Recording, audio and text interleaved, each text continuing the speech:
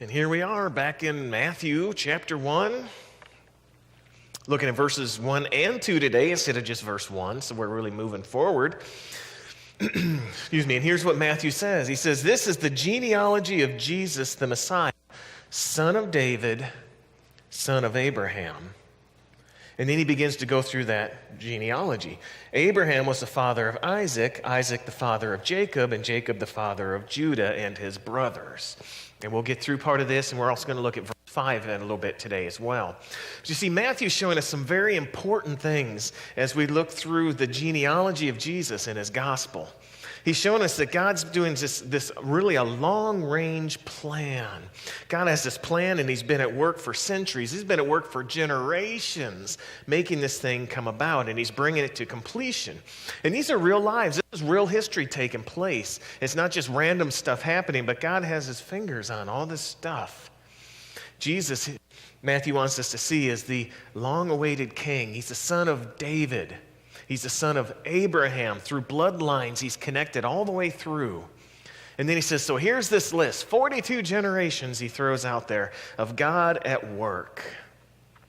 And as I was going through this, I was thinking, Solomon wrote something one time. He said, there is nothing new under the sun. And the idea of that is that things seem to repeat. Nothing seems to be new. You ever seen that before? Things repeat, history, all kinds of things seem to repeat, and it's cyclical.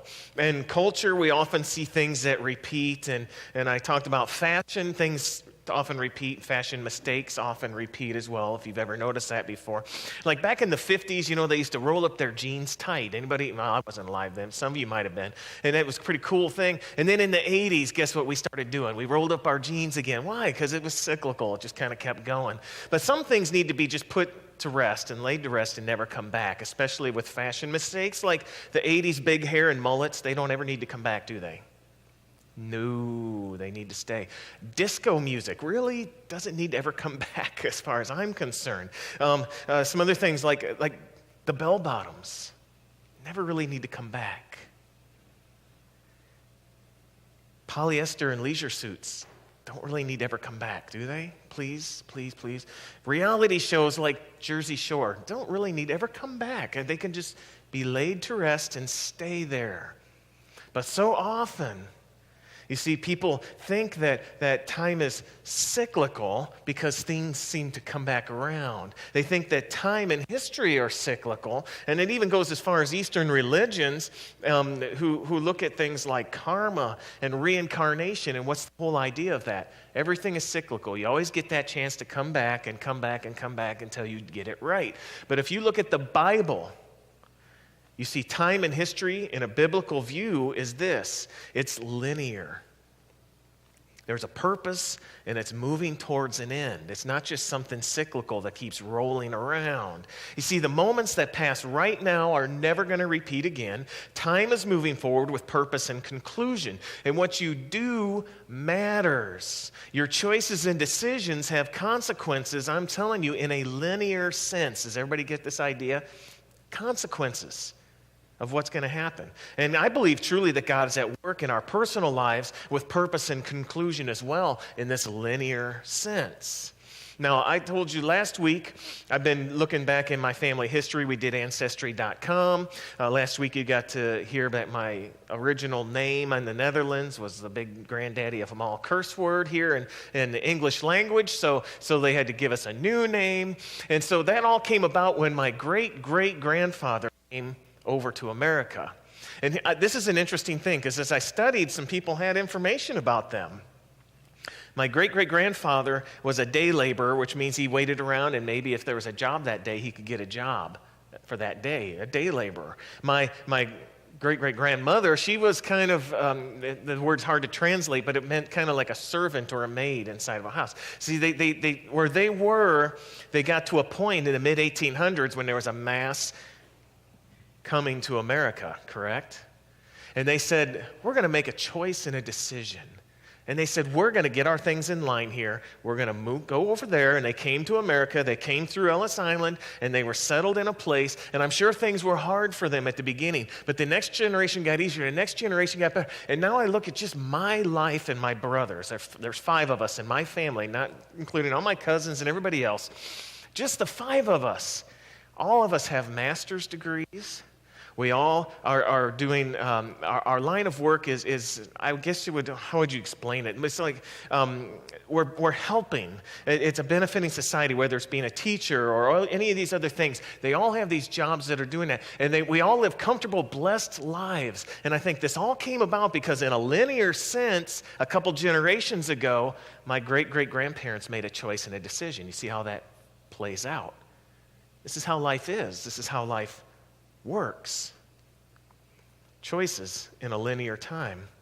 You know, it reminds me of this poem. I don't know who wrote it, called The Course of Your Life.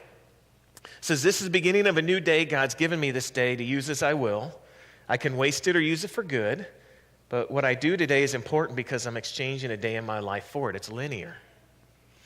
When tomorrow comes, this day is gone forever, leaving in its place something I've traded for it. I want it to be gain and not loss, good and not evil, success and not failure, in order that I shall not regret the price I paid for it, which means every day we need to look out and say, this is a linear thing, and my choices and decisions every day are affecting things and where we're going.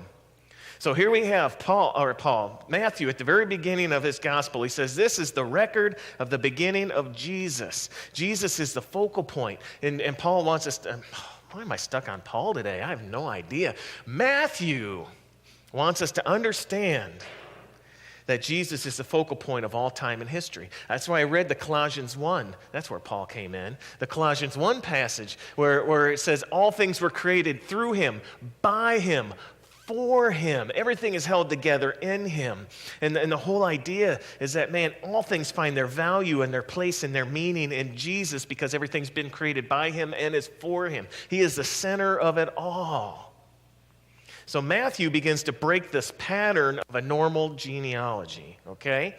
You see, this is a genealogy of Jesus is what he tells us. Now, he puts him first, and he says, yeah, he's the son of David and the son of Abraham, and he starts listing all these names out. But he wants us to see right away, this is all about Jesus right here, okay? His genealogy. Everything comes from him.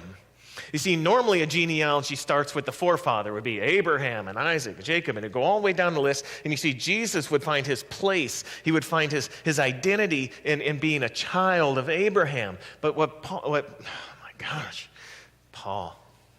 Just anytime I say Paul, know it's Matthew, okay? It's Matthew. So here's Matthew. He writes this out for us, and he says, no. You see, it's all about Jesus. Everybody in this list, they find their place in God's plan, and they find their place in Jesus. He's not finding it in them, they're finding it in him. And that's an amazing thought.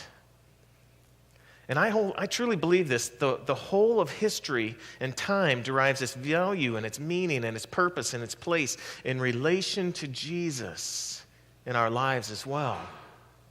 So Matthew, I got it right, throws out this genealogy, a list of persons, each of them with a life and a story that's seen in the light of God's plan here. We see that, but they're like you and me. They have ups, they have downs, they have good times, they have bad times, they have struggles, they have faith. And we're going to begin to see that some of them are included in this list based on good decisions, and some of them are excluded from the list based on poor decisions. So we have to look at our decisions in a linear sense. So we're going to see 2 examples today. The first one is this. Verse 2. See, it's the God of Abraham, Isaac, Jacob. You see, as we start this list, this first 14 generations, this is what's known as the theocracy. Theo means God. This is when God's in control. They also call it the time of patriarchs because people like Abraham, Isaac, Jacob, Judah, and it goes down the list. They were the ones who were God was working through them to make these things come about and happen. This is really going to be about the first 8 books of the Bible. Genesis, Exodus, Leviticus, Numbers, Deuteronomy, and then you have Joshua, then you have the Judges, and then you have Ruth. And we're going to get to Ruth in just a minute. My first question is, why is Jacob in there? This is interesting. Why would Jacob be in there? Because Jacob was the second-born son, and he had an older brother named Esau.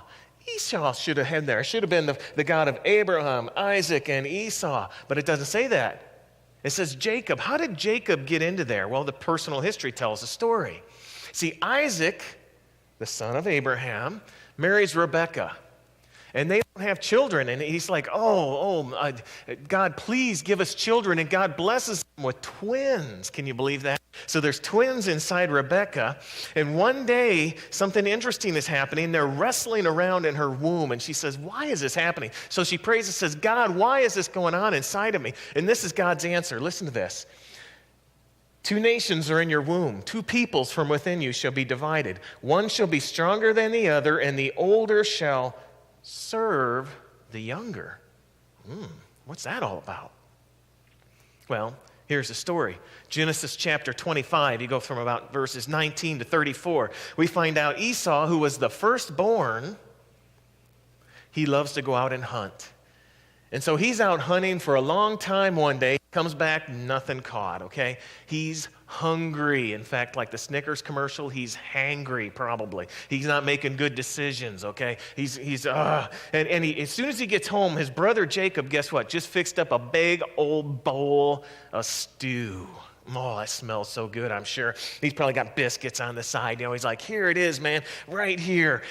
I should eat this. And he says, hey, brother Jacob, can I have some of that stew? And Jacob goes, sorry, big brother. It's all spoken for. There's nothing here for you. But maybe we could work out a deal. If you sell me your birthright, I'll give you the stew. I don't know. Well, think about it, big brother. What good is a birthright if you're dead of starvation? Okay. So he makes this simple decision one day, this simple choice. He says, here's my birthright. I want to eat. The pangs of just that hunger.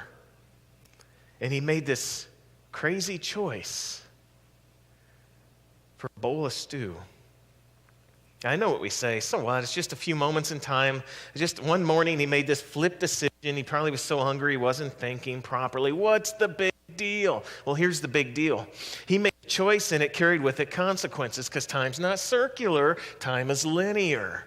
He's not coming back around again where he gets to say, I get to buy back my birthright. It's gone for good. The moment is gone, and what's left in its place is his decision and his choice. That hunger pains of a moment set his life on a completely different direction, even in God's plan, completely different direction. So you look at the genealogy of Jesus, and people are finding their significance in Jesus. Remember this. And Esau misses out. And my bad pun is he was out to lunch. Thank you for that. And Jacob gets it. You see, forever Esau is out of it from a poor decision that he made based on his feelings or his desires at the moment, and he's out of it. He doesn't get the blessing. He doesn't get connected into this whole thing with Jesus. And you never hear about Esau throughout the book of Genesis anymore. He's just kind of no one out there anymore. And he just completely misses it and misses the blessing. In fact, in chapter 27, Isaac is old and he's going to bless his son, and he still thinks,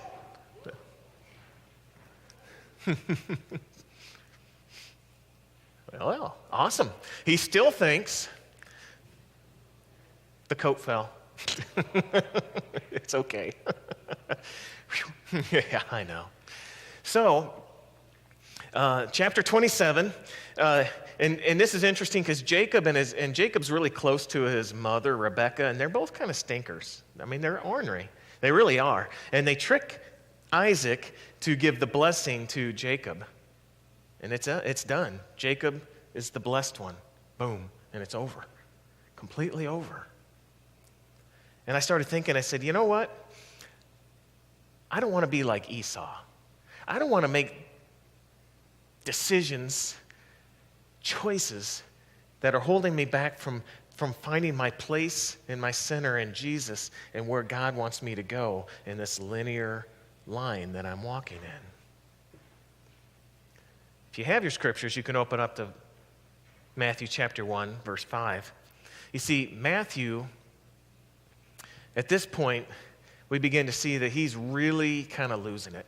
He's not really connecting up like a normal genealogy would be put together. In fact, a genealogy is always about the men, and you speak these men's names. And Matthew, all of a sudden, he starts throwing in all these women's names into the midst of this genealogy. You're going, what are you doing in the midst of this? And 3 of them are Gentile women that he puts in there, and that's not even counting Mary that he's putting into the midst of this thing. And what we find out in verse 5 is that he says, and Boaz has Obed, whose mother was Ruth. And you say, why does he throw this in there, Ruth? Why does he talk about Ruth being in there? You see, Ruth is a very interesting book. In the midst of this time with Ruth, it's really 4 chapters long, okay? There's a famine. And there's a good Jewish family living in Bethlehem, and because of the famine, they go to the east, they cross where the Dead Sea is, and they go into what's known as Moab. Moab is like modern-day Jordan, if you know where that is. It's just to the east of Israel, okay? So they go there, and they try to start having a life. There's a husband and a wife and 2 kids. Tragedy strikes, the husband dies. Naomi, the wife, has 2 children, 2 boys. She's a widow now. But the boys are there. They go out and they marry Moabite women. One of them marries Orpah, not to be mistaken with Oprah. Okay, they're different people. Orpah. And on the other one, he marries this woman named Ruth. Tragedy strikes again. Both sons die. You know who's left? Naomi, a widow, and her 2 daughter-in-laws who are widows. This isn't good. What do? The daughter-in-laws are Gentiles. They're not even Jewish people. Naomi says, I'm going back to Judah. I'm going to go back there and be with my family. You ought to just stay here and just go back to your families here in Moab. And Orpah says, okay, that's fine. She gives her a kiss and she follows and goes away and goes back to her family. But not Ruth. Here's what Ruth says to her. Where you go, I'm going to go. Where you stay, I'm going to stay. Your people are now my people. Your God is now my God. Where you die, I'm going to die. And where you're buried, I will be there. May the Lord deal with me, be it ever so severely, if anything but death separates you and me. She says, your people are my people. Your God is now my God. I'm connected to you. I'm staying with you. You see, it's very important to understand she loves Naomi. She wants to do what's right, and what is the right thing to do is to care for her mother-in-law who's a widow. And so she makes the right choice, and she says, I'm sticking with you. And they go back to Judah. You know what happens. One day, Ruth is there gleaning in the field. Now, gleaning is when they do the harvest time, some of it falls to the ground, and you leave it. They used to leave it there on the ground so that those who were the most vulnerable, the widows and the orphans, could come up and they could have food. In fact, God in the law tells them when you're harvesting a field, you leave the corners. You know why? So that those people can come and harvest, because I want to take care of the most vulnerable. Okay, God's heart is always for the vulnerable, correct? And so they do so, and one day she's out gleaning in a field, and a man named Boaz comes by, and he looks out in the field at her, and his heart starts going pitter, pitter, pat. He starts falling in love with this woman, and he wants to be with this woman. And he's very kind to her. And she says, why are you so kind to me? I'm this Gentile woman here who's a widow, and you're being so kind to me. He says, this is why I'm kind to you. Because you made a good choice. You did what was right. You're taking care of Naomi. You've come to be with her, and you've come to be a part of this whole thing. And I want to make sure that you're taken care of. And so he tells his workers, he says, you make sure you leave a little extra in the field so she can come by and glean this and pick it up, because they need the help. And don't you dare mistreat her or treat her poorly. And they're like, oh, okay. So what happens? Boaz falls in love, there's romance, there's a marriage, and there's a child. Isn't that great? One decision set her life in a whole new direction. Do I go to Moab and stay with my family, or do I go to Judah and get married and have a child and be a part of God's purpose and God's plan in the midst of all of this? See, it's very significant in how it relates to God's purpose and plan and how it relates to even Jesus.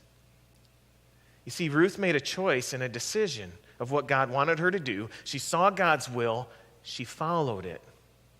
And this Gentile woman gives birth to Obed. And Obed is the father of Jesse. And Jesse is the father of, are you ready? King David. Wow. Great-grandma. David's great-grandma is Ruth, a Gentile woman who had no place being there, but because she made the right decisions, because of all God's plans, she's right there in the thick of it, in the midst of everything that's going to happen.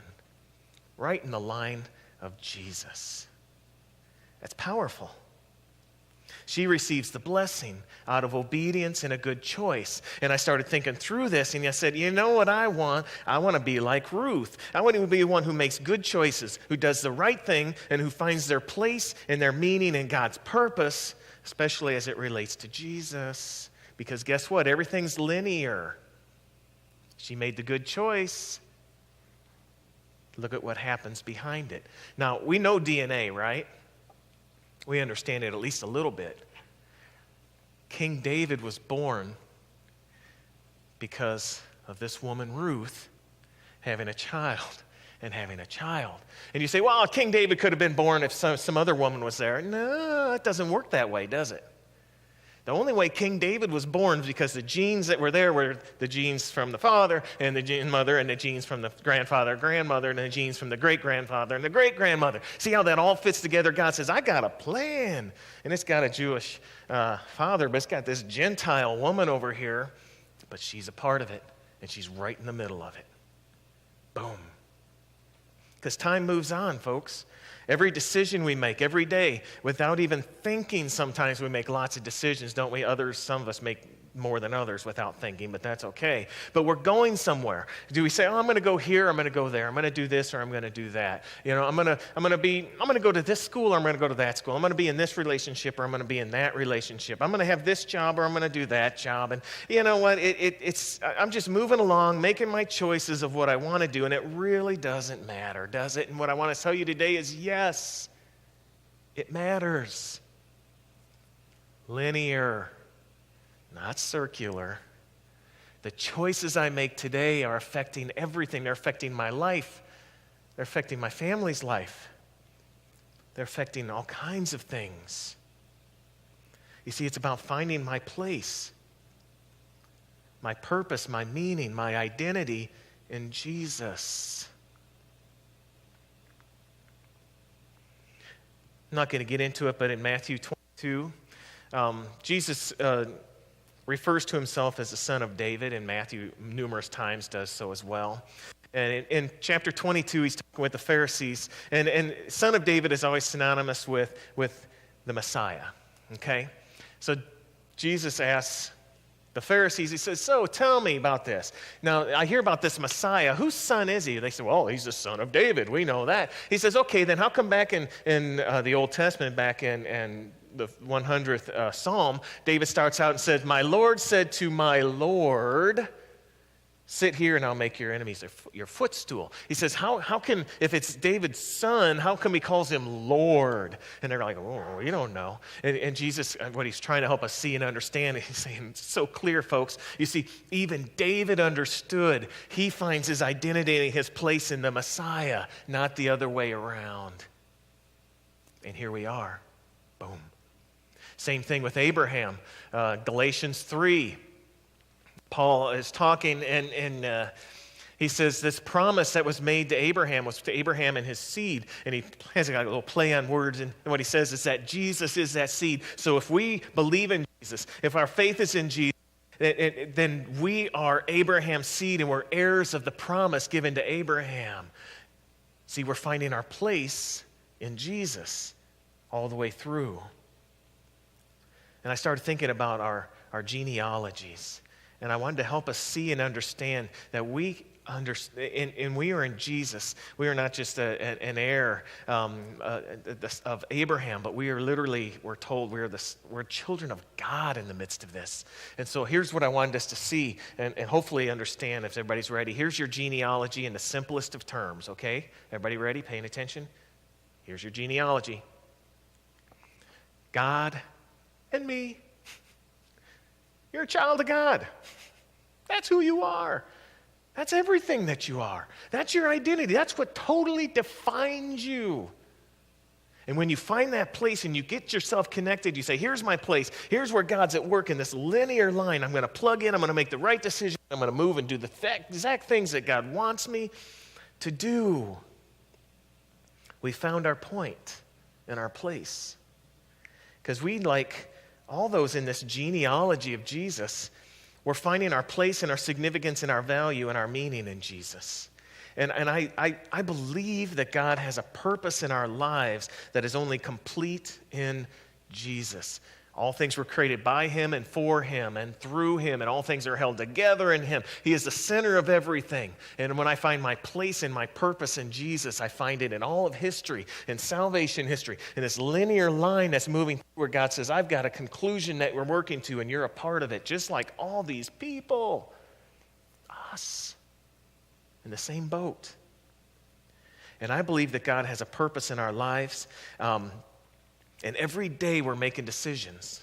We're making choices that are either moving us forward into that purpose that God has for us, or we are moving farther away out of that purpose that God has for us. We don't want to be like Esau and move that direction. We want to be like Ruth and move this direction and get there with our choices and our decisions, because life is going somewhere and our decisions matter. It matters for you. It matters for your children. It matters for your grandchildren. It matters for your great-grandchildren like it did for King David. It matters for your great-great-grandchildren like it does for me as I look back at what my great-great-grandparents did. All the way through, there's linear and things are happening. And so I guess my question is this for us today. Could we all just pray this and begin focusing on this? Lord, show me my place in Jesus. Show me my place in your purpose and plan. And help me to make the good choices and decisions that are going to move me forward into what you want me to do until that thing reaches completion. Could we do that? That's what we're looking at. Good choices, good decisions, and making that happen. Because, man, if Jesus, everything that the Scripture talks about, and he truly is, he's life for us. He's breath. He's everything. He's where I find my place.